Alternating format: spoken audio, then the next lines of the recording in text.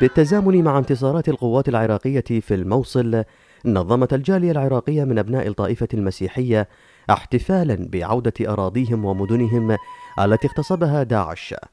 الأمل عاد إليهم وطويت سنوات القلق والخوف والتهجير التي عاشوها وأهليهم إبان فترة داعش المظلمة. فرحانين هواية بهذا اليوم إنه سمعنا أجراسنا تندق مرة الخ، ورجعت لنا مدينتنا برطلة وسهلنينا، وإن شاء الله يتحرر كلها، وإن شاء الله تتحرر الموصل همينا، وترجع أجراس كنايسنا تدق بالموصل مرتلخ. نأمل من الرب أن يحرر بلدنا، وحسب ما يقول القائد العام للقوات المسلحة حيدر العبادي، إن شاء الله في خلال شهر سوف نسيطر على الموصل ونطرد هؤلاء الأوباش اللي جاءوا من خارج البلد. بدنا نتبع الأخبار وبدنا نشوف أنه القوات الأمنية بالحكومة العراقية اتخذوا إجراءات أنه يتقدمون لشمال العراق ويحررون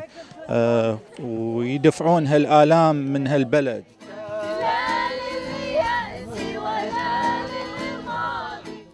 الجالية المسيحية بتكساس والتي ينتمي أغلبها إلى مدينة الموصل عبرت عن امتنانها لبطولات القوات الأمنية العراقية، وهي تحارب بالنيابة عن العالم أجمع أبشع التنظيمات الإجرامية.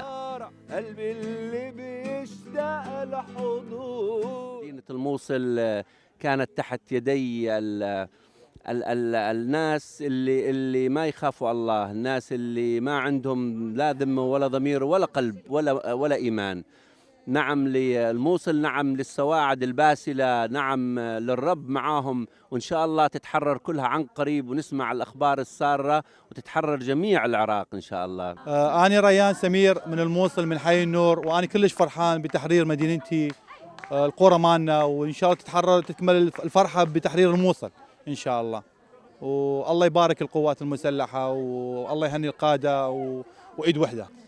أجراس النصر وصلت صداها إلى تكساس في الولايات الأمريكية المتحدة، وعادت الابتسامة ترتسم على شفاه أبناء الجالية العراقية من الطائفة المسيحية، مستبشرين خيرا بعمليات التحرير والعودة إلى مدنهم وقراهم التي اغتصبها داعش الإرهابي.